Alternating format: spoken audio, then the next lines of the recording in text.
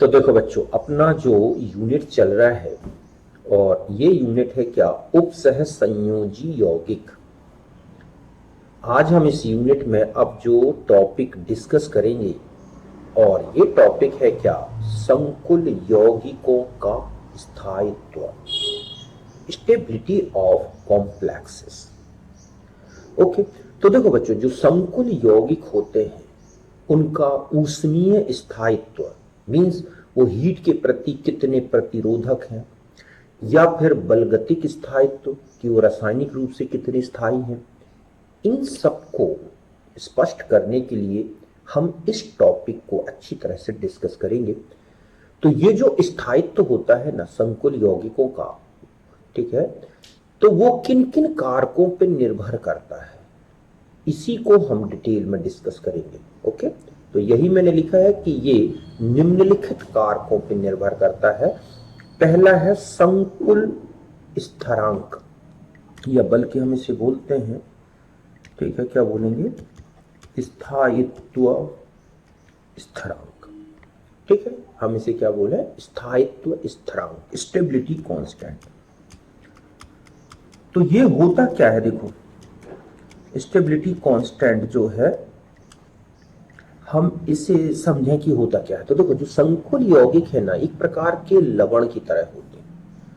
इनमें धातु आयन और जो लिगैंड जुड़ता है, तो इस पूरी जुड़ने की प्रोसेस में एक इक्विलिब्रियम अटेन रहता है, एक इक्विलिब्रियम स्टेब्लिश रहता है, स्थापित रहता है। और इस तरह से मान लो पहला लिगैंड जुड़ा तो बना Ml। हम यहाँ इक्विलिब्रियम है तो हम इस तरह से लिख सकते हैं इक्विलिब्रियम कांस्टेंट K1, या हम इसी को स्थायित्व स्थिरांक भी बोल सकते हैं। तो ये हो जाएगा Ml/M और इंटू L, इनके एक्टिव मास। ठीक है, मान लो एक लिगैंड जुड़ गया, अब दूसरा जुड़ा, बन गया Ml2, और ये हो गया K2, Ml2, Ml और L, इस तरह से। और हम इस तरह से चलें कि MlN-1 प्लस L, तो बन जाएगा क्या बच्चों, MlN, और ये हो गया स्थायित्व स्थिरांक मान लो Kn। तो हम लिखेंगे MlN मतलब संकुल का एक्टिव मास अपॉन ये जो संकुल है रिएक्टेंट की तरह उसका एक्टिव मास और जुड़ा हुआ लिगैंड। और अगर हम इस पूरी ओवरऑल रिएक्शन को जोड़ के लिख दें, ये स्टेप वाइज हो गई और ये है ओवरऑल। मतलब यहां पर मैंने ये क्या लिख दी है बच्चों, ये जो रिएक्शंस लिखी हुई हैं ये वाली है, तो ये तो हो गई क्या, स्टेप वाइज एडिशन। ठीक है, और ये कहलाएगा क्या बच्चों, ओवरऑल, समग्र ओवरऑल एडिशन। मतलब ये है पदवार योग, और ये क्या कहलाएगा, समग्र योग। तो आपने इक्विलिब्रियम में पढ़ा है कि अगर कोई रिएक्शन अनेक पदों में हो और उसे एक ही पद में जोड़ के लिख दिया जाए, तो इस तरह से इस एक पद का स्थायित्व स्थिरांक जो है बीटा एन है, तो हम लिखेंगे MlN/M और L की पावर n। तो जो बीटा एन है वो इस तरह से पदवार स्थायित्व जो स्थिरांक जो है K1, K2, K3 इनसे इस तरह जुड़ा है। तो बीटा एन इक्वल टू हो जाएगा K1 into K2 into K3 into dash dash dash Kn। तो यहां पर बीटा एन कहलाएगा समग्र स्थायित्व स्थिरांक, K1, K2 dash dash Kn, ये सब क्या कहलाते हैं बच्चों, पदवार स्थायित्व स्थिरांक। तो इस तरह से स्थायित्व स्थिरांक जो है संकुल यौगिकों का बना है, या संकुलों का जो स्थायित्व स्थिरांक है Ks।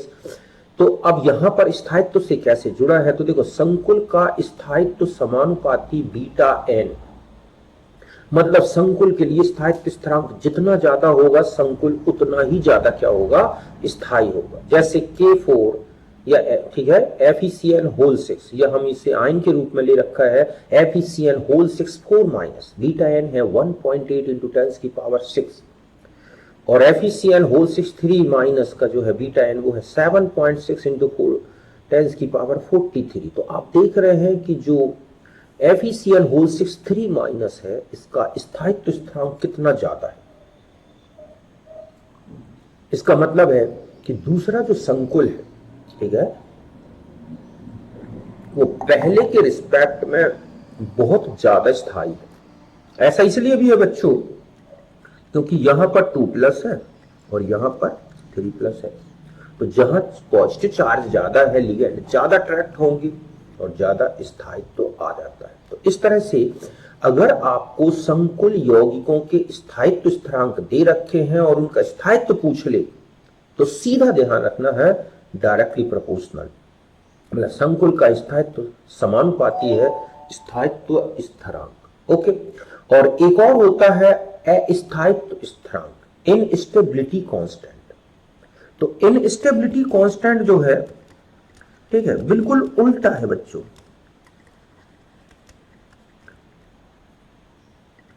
यहां पर जाएगा तो ये होता है KIN 1/βn। इसका मतलब है कि जितना ज्यादा स्थायित्व स्थिरांक अस्थायित्व स्थिरांक उतना ही कम। तो अगर आप संकुलों का स्थायित्व देखना चाह रहे हैं तो इसका इनवर्स में देखेंगे। देखो, स्थायित्व स्थिरांक के तो सीधा सीधा समानुपाती है, और अस्थायित्व स्थिरांक अगर दे रखे हैं तो स्थायित्व जो होगा संकुल का, ठीक है, संकुल का जो स्थायित्व है वो इनस्टेबिलिटी कांस्टेंट के इनवर्सली प्रोपोर्शनल है। अब एक इस तरह का एक क्वेश्चन है, AgNH3 whole twice Ag++2 KIN है 10 की पावर -3 और HgNH4 इस तरह से ब्रेक हुआ और बना KIN 10 की पावर -2। तो अब यहां देखो, इन स्थायित्व स्थिरांक जो मतलब अस्थायित्व स्थिरांक जो है मरकरी के कॉम्प्लेक्स के लिए 10 की पावर -2 है, जबकि पहले वाले के लिए कितना है 10 की पावर -3। तो अब आपसे कहा जाए कि किसका स्थायित्व ज्यादा है, तो देखो यहां पर KIN अगर कम तो स्थायित्व ज्यादा, तो यहां गलत लिखा है। अगर हम ये देखें कि यहां है 10 की पावर -3 और यहां पर है 10 की पावर -2, तो इसका मतलब है कि जो पहला संकुल है वो दूसरे से क्या होगा, ज्यादा स्थायी होगा। तो इस तरह से अगर आपको अस्थायित्व स्थिरांक दे रखे हैं और फिर संकुल का स्थायित्व पूछ लिया है तो उसके इनवर्स में रिलेशन रखना है, जितना कम KIN उतना ही संकुल स्थायी होगा, मतलब पहला दूसरे से ज्यादा स्थायी होगा। तो ये तो हो गया स्थायित्व स्थिरांक से संकुल का स्थायित्व बताना।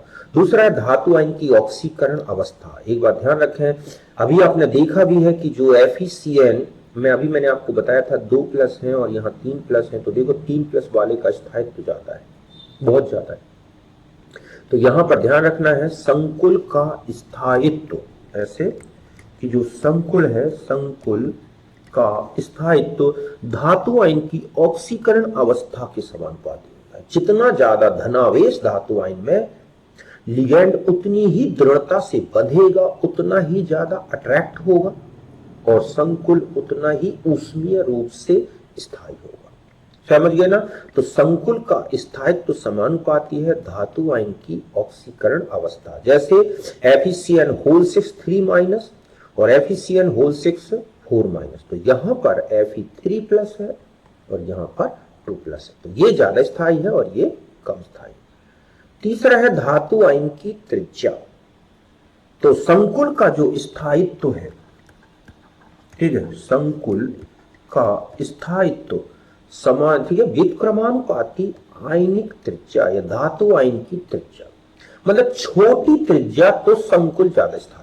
ऐसा क्यों बच्चों? क्योंकि आयन छोटा होगा तो वो लिगैंड को ज्यादा दृढ़ता से बांधेगा और उसको तोड़ेगा नहीं और उसे टूटने नहीं देगा। और यही रीजन है कि आप किसी भी संक्रमण श्रेणी में अगर लेफ्ट टू राइट चलते हैं तो संकुल यौगिकों का, उनके द्वारा बनाए गए संकुल यौगिकों का स्थायित्व बढ़ेगा।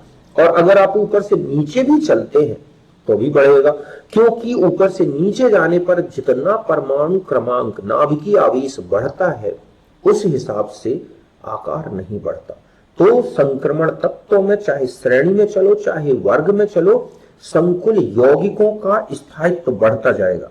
जैसे मैं कहूं NiH2O होल 6 4+, इससे ज्यादा स्थायी होगा PD, ठीक है, ये वाला कि हम यहां पर ले लें कि ये है PdH2O होल 6+, ठीक है, 2 है, यहां पर +2, और इससे ज्यादा स्थायी होगा PdH2O होल 6+2।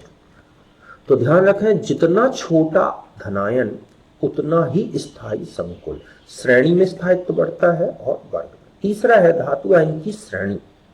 संकुल का स्थायित्व संक्रमण श्रेणी की संख्या पर निर्भर करता है। संक्रमण श्रेणी की जो क्वांटम संख्या है बच्चों उस पर। मतलब वही जो मैंने आपको बताया कि ऊपर से नीचे जाओगे तो जैसे जैसे संक्रमण श्रेणी में बढ़ोगे आप, उनसे बनाए गए संकुलों का स्थायित्व बढ़ेगा। मतलब पहले से ज्यादा दूसरे, दूसरे से ज्यादा तीसरी और तीसरी से ज्यादा चौथी श्रेणी के संकुलों का स्थायित्व दिखाई देता है। ऐसा इसलिए होता है बच्चों क्योंकि जब आप ऊपर से नीचे जाते हैं ना तो आकार में बहुत कम परिवर्तन होता है और नाभिकीय आवेश एकदम बढ़ता है, सीधा 18, 32 और आकार में कोई चेंज नहीं आता। क्यों? क्योंकि लैंथेनॉइड संकुचन के कारण आपने देखा है कि द्वितीय और तृतीय श्रेणी के सदस्यों के आकार बिल्कुल बराबर होते हैं, डेंसिटी बहुत ज्यादा है, चार्ज डेंसिटी बहुत ज्यादा है। तो यही रीजन है कि प्रथम से ज्यादा स्थायी द्वितीय श्रेणी के सदस्य और द्वितीय से ज्यादा तृतीय श्रेणी के सदस्य संकुल स्थायी बनाते हैं। एक ही वर्ग के अगर हम कोबाल्ट, RH और IR में बात करें तो आप देख रहे हैं कि कोबाल्ट से ज्यादा है रोहेडियम और रोहेडियम से ज्यादा इरिडियम। फिर है लिगैंड की विपाटन क्षमता। लिगैंड संकुल का स्थायित्व लिगैंड की विपाटन क्षमता या सामर्थ्य के समानुपाती है। आपने ये पढ़ा है, ठीक है, ये पढ़ी थी अपन स्पेक्ट्रोकेमिकल सीरीज, ठीक है। स्पेक्ट्रो रासायनिक श्रेणी में लिगैंड को उनके स्थायी मतलब विपाटन क्षमता के अनुसार रखा गया है। तो H2O से पहले जितने लिगैंड्स आते हैं उसमें देखा था आपने वो दुर्बल है, और H2O के बाद जितने लिगैंड्स आते हैं वो सब प्रबल है। तो दुर्बल लिगैंड के जो संकुल हैं वो कम स्थायी होते हैं बच्चों, और जो प्रबल लिगैंड के संकुल हैं वो कहीं ज्यादा स्थायी होते हैं। जैसे फ्लोराइड K3FeF6 और K3FeCN6 में देखें तो K3FeF6 से ज्यादा स्थायी है K3FeCN6 और इससे कहीं ज्यादा स्थायी FeCO5। तो इस तरह से संकुल के स्थायित्व की बात करें, बल्कि हम 6 कोऑर्डिनेशन वाला ही ले लें, ठीक है। तो यहां पर मैं उसकी बात करूं कि ये है मान लो CrCO60। तो इस तरह से आपको ध्यान रखना है स्पेक्ट्रोकेमिकल सीरीज में जैसे जैसे लिगैंड सामर्थ्य बढ़ेगा बनाए गए संकुल उतने ही ज्यादा स्थायी होंगे। और अगला प्रभाव है कीलेट प्रभाव। कीलेट संकुल सामान्य संकुल की अपेक्षा अधिक स्थायी होते हैं, इसे बोला जाता है बच्चों कीलेट प्रभाव। समझ गए ना? मतलब ये है कि जो संकुल यौगिक बनते हैं वो कीलेट संकुल जो है अगर वो कीलेट लिगैंड द्वारा बनाए जा रहे हैं तो वो बहुत स्थायी होते हैं, इसे बोलते हैं कीलेट प्रभाव, ठीक है। ऐसा क्यों है? पहला देखो, पहला रीजन है कि कीलेट में लिगैंड धातु आयन से एक से अधिक उपसह संयोजी बंध बना लेता है। आपने देखा होगा एक कीलेट में जब लिगैंड जुड़ता है तो दो से ज्यादा जगह से जुड़ जाता है, तो एक साथ एक ही लिगैंड कई जगह से जुड़ा होगा तो सोच उसकी वियोजन ऊर्जा ज्यादा होती है। और दूसरा रीजन है कीलेट निर्माण का एंट्रोपी परिवर्तन धनात्मक होता है। अभी मैं एक एग्जांपल से समझाता हूं कि जब कीलेट बनता है तो कीलेट बनने में पूरे तंत्र का एंट्रोपी परिवर्तन धनात्मक हो जाता है। तो ये दो रीजन है जो कीलेट संकुल को ज्यादा स्थायी बनाते हैं। कीलेट वलय बड़ी एवं असंतृप्त होने पर कीलेट संकुल अधिक स्थायी होता है। मतलब जितनी बड़ी कीलेट वलय होगी, जितनी ज्यादा असंतृप्त होगी, उतना ही संकुल स्थायी होगा। देखो अब यहां पर समझे, जैसे यहां पर आपने देखा, ठीक है, कि ये है हमारे पास COH2O6 3+ और 3En। मान लो ये है कीलेट लिगैंड, ये क्या है बच्चों? Chelate ligand. तो जैसे ही कीलेट लिगैंड जुड़ा H2O हट गया और वहां पर En आ गया। अब यहां देखो संकुल बनने में यहां पर कण थे 1 और 3, 4 कण थे। कितने कण थे यहां टोटल? 4 कण। और यहां देखो अब कण कितने हो गए यहां पर? 7। तो जितनी ज्यादा अव्यवस्था तंत्र में वह है उतना ही ज्यादा स्थायी। तो संकुल बनने का एंट्रोपी परिवर्तन धनात्मक है, संकुल में लिगैंड एक से ज्यादा बंध बनाता है और यही कारण है कि कीलेट कहीं ज्यादा स्थायी है। जैसे कोबाल्ट ACAC होल थ्राइस। अब यहां देखो कोबाल्ट से इस तरह से ये जुड़ा है ACAC, acetyl acetonato, CH3COCH COCH3।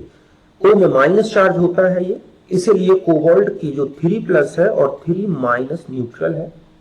तो इस तरह से ये जो बनी हुई है वलय धातु आयन के सहित कीलेट के परमाणुओं द्वारा ये जो विषम चक्रीय वलय बनी हुई है इसे बोलते हैं कीलेट वलय। और पूरे को बोलेंगे ऐसे 3 कीलेट वलय संकुल के साथ जुड़ी हुई है, इसलिए वोल्टाइस लिखा है। और ये संकुल असंतृप्त भी है, तो क्या है, बहुत ही स्थायी होता है। तो इस तरह से अगर हम ये कहें कि COOX whole thrice, COEN whole thrice, COACAC whole thrice, तो आप देख रहे हैं OX से अच्छा कीलेट EN का और EN से ज्यादा ECAC। क्यों? क्योंकि एक तो वलय में परमाणु बढ़ते जा रहे हैं, इसमें 4 हैं, इसमें ठीक है, इसमें देखोगे तो 4 हैं CH2 CH2NH2, और इसमें देखोगे तो वलय जो है 6 परमाणुओं से बनी हुई है, मतलब इनकी 5-5 की है और इनकी 6 की है। EN अच्छा दाता है OX से। तो इस तरह से कीलेट संकुल ज्यादा स्थायी होते हैं नॉर्मल एक दंतुक लिगैंड द्वारा बनाए गए संकुल से। इसे बोलते हैं कीलेट प्रभाव। स्थायित्व के आधार पर संकुल के 2 प्रकार होते हैं। एक होते हैं निष्क्रिय संकुल, इनमें लिगैंड प्रतिस्थापन नहीं होता, जैसे कीलेट कॉम्प्लेक्स है, बहुत ही स्थायी और निष्क्रिय होते हैं, जैसे H2 से कोई रिएक्शन नहीं होगी। निम्न चक्रण संकुल D3 से D6 तक के निष्क्रिय संकुल होते हैं। अगर कोई संकुल बनता है निम्न चक्रण संकुल और उसमें D3 से D6 तक का विन्यास है, तो वो संकुल निष्क्रिय होगा, क्योंकि इनमें लिगैंड खाली जो धातु आयन है उसमें d ऑर्बिटल खाली नहीं होती, इसलिए वो आने वाले लिगैंड से उपसंयोजित नहीं हो सकती। और भी है जैसे CN है, CONH3 होल 6 है, ये सब क्या कहलाएंगे बच्चों, निष्क्रिय संकुल। सक्रिय या चंचल संकुल ऐसे हैं जिनमें बहुत आसानी से लिगैंड प्रतिस्थापन अभिक्रियाएं होती है, क्योंकि इनमें रिक्त डी कक्षक होते हैं जो आसानी से प्रवेशी लिगैंड जो अंदर आ रहा है उपसे संयोजित हो जाते हैं, जैसे स्कैंडियम, टाइटेनियम 4+, वेनेडियम 3+, बहुत ही सक्रिय संकुल है, क्योंकि इनमें रिक्त डी कक्षक होती है और इसलिए ये आने वाले जो लिगैंड है उसके साथ उपसे संयोजित होते हैं और पहले से जुड़े हुए लिगैंड को निकाल के बाहर कर देते हैं। जैसे जल के साथ बने हुए लिगैंड चाहे 2+ के साथ हो चाहे 3+ के साथ धातु आयन के H2O के साथ बने ज्यादातर संकुल लेवाइल नेचर के होते हैं। अगर धातु आयन में T2G कक्षक खाली है तो एक भी खाली है तो ऐसा। तो इस तरह से ये है कुल मिला के संकुल के 2 प्रकार, जो कि स्थायित्व के आधार पर और संकुलों का स्थायित्व। ठीक है, अब हम जो अगला टॉपिक डिस्कस करेंगे इसके बाद उसमें हम धातु कार्बोनिल सिनर्जी बॉन्डिंग इसके बारे में। ठीक है, तो मिलते हैं नेक्स्ट वीडियो में।